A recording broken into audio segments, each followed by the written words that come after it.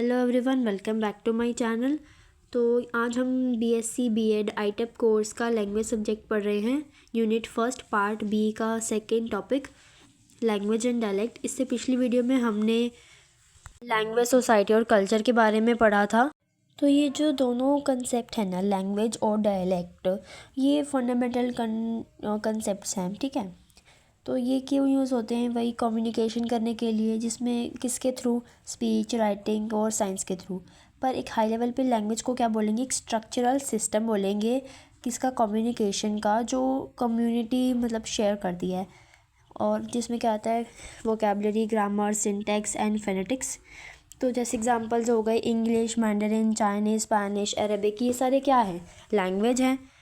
और जो डायलेक्ट होता है, इन कंट्रास्ट डायलेक्ट क्या है? एक स्पेसिफिक वेरिएशन है लैंग्वेज का, जो सिर्फ स्पेसिफिक ग्रुप के लोग बोलते हैं। कि ये हम रीजन टू रीजन ये क्या है? चेंज होती है, सोशल क्लास से भी चेंज हो जाती है, या फिर कोई बहुत सारे फैक्टर्स हैं इसमें और भी, ठीक है। ये लैंग्वेज से अलग नहीं है, ये लैंग्वेज का ही सबसेट है जिसके थोड़े यूनिक फीचर्स हैं। अब हम बात करते हैं difference between language and dialect. तो फर्स्ट है core distinctions. First is intelligibility. इसका मतलब क्या होता है कि अगर कोई दो स्पीकर्स हैं जो अपनी एक दूसरे की भाषा समझ पा रहे हैं, तो वो टिपिकली डायलेक्ट होते हैं सेम लैंग्वेज के। पर अगर वो एक दूसरे की बात नहीं समझ पा रहे हैं, तो इसका मतलब उनकी लैंग्वेज ही अलग है। जैसे अगर इसको समझाया जाए कि जो नॉर्वेजियन लैंग्वेज होती है और स्वीडिश होती है, वो बहुत ही मिलती जुलती है। कि मान लीजिए कि अगर आप नॉर्वे और स्वीडन के लोग एक साथ बात कर रहे होंगे, तो उनको अपनी भाषा समझ आएगी। पर ये क्या हो गया? डायलेक्ट हो सकते थे, पर ये इनको खुद ही एक अलग अलग लैंग्वेज बोला जाता है, क्योंकि ये दोनों कंट्रीज़ अलग अलग हैं, इसीलिए। नेक्स्ट इसमें आता है स्कोप एंड प्रेस्टीज। तो जो लैंग्वेज होती है, वो उसका क्या होता है? ज़्यादा ब्रॉडर यूज़ होता है, वो लिटरेचर में यूज़ होती है, इंस्टीट्यूशनल सपोर्ट, ठीक है। पर जो डायलेक्ट्स हैं उनको कैसे देखा जाता है? नॉन स्टैंडर्ड या फिर रीजनल, और समटाइम्स कैरिंग स्टिग्मा, यानी कि प्रॉपर और स्लैंगी स्पीच। लाइक थोड़ी सी स्लैंग वाली उन डायलेक्ट्स में स्पीच होती है। पर जो लैंग्वेज होती है ना, वो प्रॉपर ब्रॉडर यूज़ है, उसका ज़्यादा यूज़ होता है लिटरेचर और इंस्टीट्यूशंस में, ठीक है। नेक्स्ट इसमें आता है फोनोलॉजी। किससे रिलेटेड होता है ये? साउंड से। जो डायलेक्ट्स होते हैं ना, उनके ऐसे एक्सेंट में भी क्या होता है? डिफरेंट आता है। जैसे जो अमेरिकन एक्सेंट में जो आर वर्ड है ना, वो क्लियरली सुनाई देता है। पर अगर आप बात करो ब्रिटिश एक्सेंट की, तो उसमें आर की प्रोनाउंसिएशन इतनी साफ सुनाई नहीं देती। नेक्स्ट है इसमें वोकैबुलरी। जो ब्रिटिश इंग्लिश है वो क्या बोलती है? लिफ्ट बोलती है। पर जो अमेरिकन इंग्लिश क्या बोलते हैं? एलिवेटर।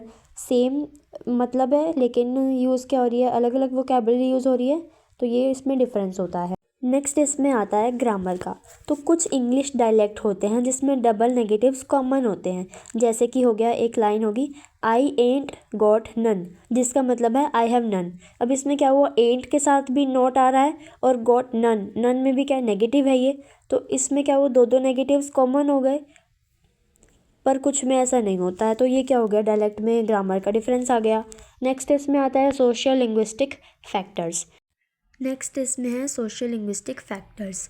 तो इसका आसान भाषा में ये मतलब है कि हमारा अपना अपना सबका बोलने का तरीका होता है, और जो हमारी बोली कहलाता है, जो हमारी पहचान बनाता है। लेकिन अगर हम एक जगह से दूसरी जगह जाते हैं और अलग अलग लोगों से मिलते हैं, तो हम अपनी बोली भी बदल भी सकते हैं, जिसको हम कोड स्विचिंग कहते हैं, ठीक है। तो अब हम पढ़ेंगे कॉन्स्टिट्यूशनल पर्सपेक्टिव ऑफ लैंग्वेज। इसमें हम देखेंगे कि कॉन्स्टिट्यूशन के अंदर लैंग्वेज को क्या राइट्स दिए गए हैं, या क्या बताया गया है कॉन्स्टिट्यूशन के अंदर। तो आर्टिकल 343 में हिंदी को ऑफिशियल लैंग्वेज डिक्लेयर किया है यूनियन की। 8th शेड्यूल के आर्टिकल 344, 351 में जो मेजर स्पोकन लैंग्वेजेस हैं उनको प्रोटेक्ट करा और प्रमोट करा है लिंग्विस्टिक डाइवर्सिटीज़ को।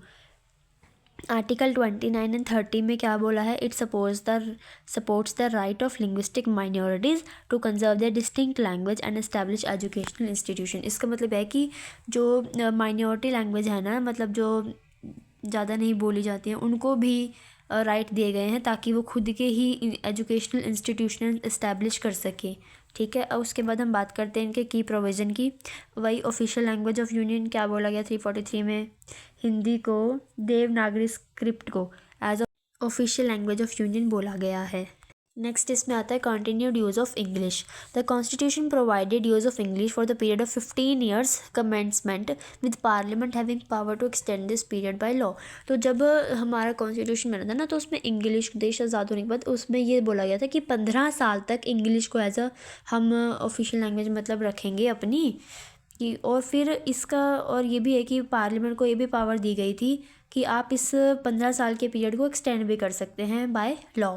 नेक्स्ट है इसमें एट्थ शेड्यूल। एट्थ शेड्यूल में क्या बोला गया, 22 लैंग्वेजेस को इसमें रिकोगनाइज़ किया गया है including Hindi, and serve to recognise regional language भी हैं इसमें फॉर द डेवलपमेंट के लिए और as basis for forming language committees. ठीक है। फोर्थ है इसमें safeguard for linguistic minorities. Article 29 और 30 में लिंग्विस्टिक मतलब राइट्स दी गई हैं माइनॉरिटी लैंग्वेजेस को, उनके कल्चर और उसकी स्क्रिप्ट यानी कि लिपि होती है उसको कंजर्व करने के लिए, और वो अपना ही खुद का एजुकेशनल इंस्टीट्यूशन भी सेटअप कर सकते हैं और एडमिनिस्ट्रेशन भी अपनी लैंग्वेज में चला सकते हैं। फिफ्थ आता है facilities for mother tongue instruction. Article 350A में मैंडेटरी किया गया कि जो स्टेट हैं वो अपनी जो फैसिलिटीज़ हैं मतलब वो अपनी जो इंस्ट्रक्शंस होंगी वो अपनी मदर टंग में देंगी। जैसे कि यूपी में जो भी ऑफिशियल लैंग्वेजेस के मतलब वो आते हैं ना, तो वो हिंदी में ही होते हैं सारे लेटर्स, ऑफिशियल लेटर्स, ये इस तरीके से।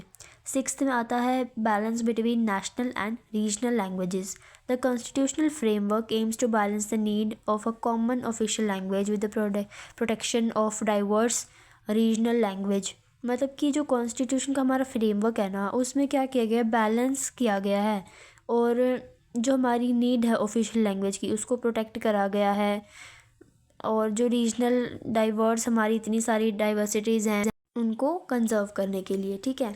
This approach reflect India's multilingual and inclusive nature, providing a foundation for harmonious coexistence and administrative efficiency। यानी कि ये जो हमारे देश में क्या है, इतनी सारी भाषाएं हैं, तो ये सबको क्या करता है मतलब एक हारमोनियस यानी कि पीसफुल कोएग्जिस्टेंस, यानी कि सब मिलजुल कर रहते हैं, और हमारे एडमिनिस्ट्रेशन की एफिशिएंसी को भी ये दर्शाता है।